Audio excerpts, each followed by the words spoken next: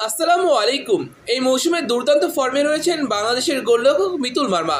ঢাকা আবাহনীর হয়ে দুর্দান্ত পারফরমেন্স করে জানান দিচ্ছেন নিজের যোগ্যতার কথা। কেন তিনি জাতীয় দলের প্রথম পছন্দ সেটা দেখিয়ে দিচ্ছেন সমালোচকদের চোখে আঙুল দিয়ে। বিপিএল ও ফেডারেশন কাপ মিলে 10 ম্যাচে আবাহনীর একাদশে ছিলেন তিনি।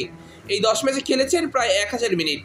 ভিন্ন 9টি প্রতিপক্ষের বিরুদ্ধে এতটা সময় খেলার পরেও হজম করেছেন মাত্র একটা গোল। শুধুমাত্র ঢাকা মোহামেডানের বিরুদ্ধে একটি গোল হজম করেছেন তিনি। এছাড়া বাকি 9 ম্যাচেই রেখেছেন ক্লিন শিট। বিপিএলের 3 ম্যাচে জিতেছেন ম্যান অফ দ্য ম্যাচের পুরস্কার। বিপিএলের ম্যাচে গতবারের চ্যাম্পিয়ন বসুন্ধরা কিংসের বিরুদ্ধে গোল করেছিলেন সুমন রেজা। সেই ম্যাচটা ঢাকা আবাহনী জিতেছিল 1-0 গোলের ব্যবধানে।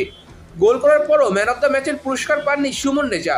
কারণ হলো এই ম্যাচে অতিমানবীয় পারফরমেন্স করেছিলেন মিতুল মার্মা। মিতুলের অতিমানবীয় সেভের কাছে অসহায় হয়ে পড়েছিল কিংসের আক্রমণ ভাগ। এমনকি এই ম্যাচে মিগুলের পেনাল্টিও আটকে দিয়েছিলেন মিতুল মার্মা।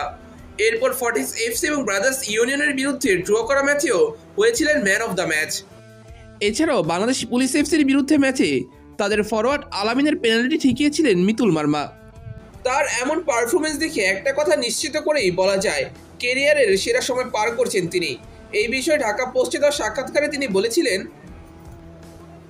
বর্তমান সময়কে এখন পর্যন্ত কেরিয়ারের সেরা সময় বলবো। লিগ ও ফেডারেশন কাপ মিলিয়ে 10 ম্যাচ খেলে মাত্র 1 গোল হজম করেছি।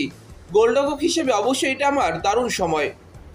তবে গোল না হজম করার পুরো ক্রেডিট একা নিতে চান না এই ফুটবলার। তার মতে পুরো দল সমান ভূমিকা রেখেছে এই জায়গাতে।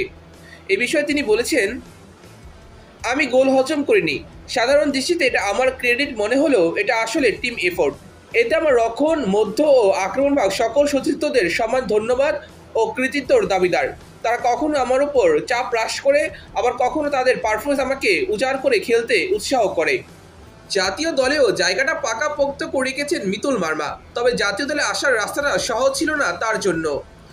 2020 সালে উত্তর বারিদারের হাত ধরেও বিপিএলে তার অভিষেক হয়। এরপর খেলেছেন শেখ জামাল, ফর্টিস এফসি এবং শেখ রাসেলের হয়ে। ক্লাবে ভালো পারফর্ম করলেও জাতীয় দলে অনেকটা আর্ন করা মনে হচ্ছিল প্রথম দিকে।